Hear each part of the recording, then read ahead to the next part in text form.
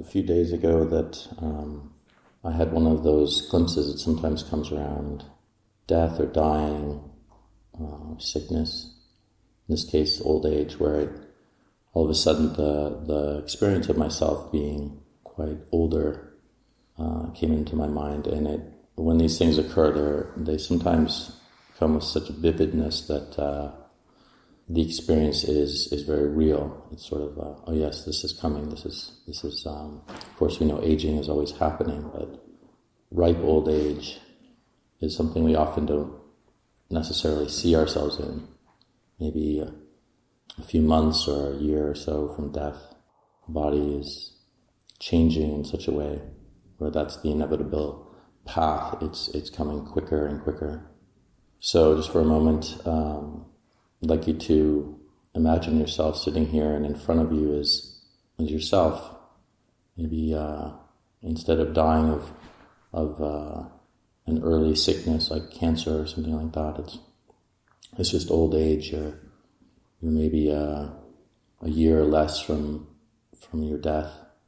Let's say 90 or something like that. It's pushed out to that point, and you're seeing yourself now. The wrinkles in your face, the hair no longer has its color anymore, and there's a lot less of it. It might be natural to feel some aversion to picturing that.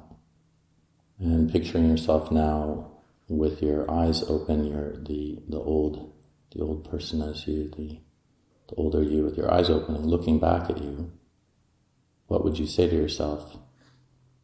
Is there any wisdom you might have gained? Something that you'd like to tell yourself if you could go back 10, 20, 30, 40, 50 years? Is there anything that you hope you would have learned by then, understood, now just inevitably facing death?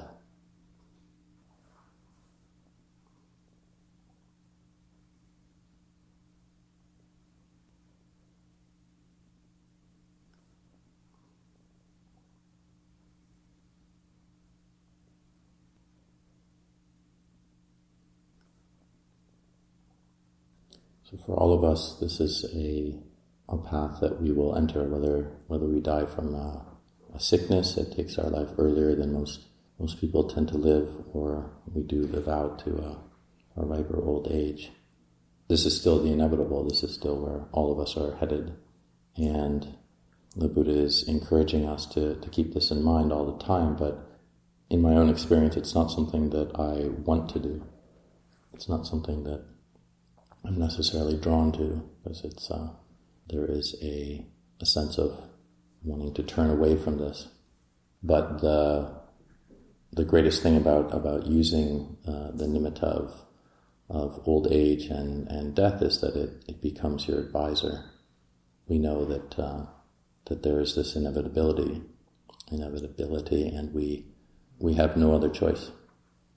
We either ignore it or we bring it in and use it as a help for us to know that we have this very limited time. And so this doesn't need to be a morose experience or depressing. It's more like, okay, well, if I do have the opportunity to live a long life, then how do I want to live it? So one of the phrases that many people have heard is carpe diem, which is from the Roman poet Horace, and what a lot of people know from the Dead Poets Society. Carpe diem is seize the day.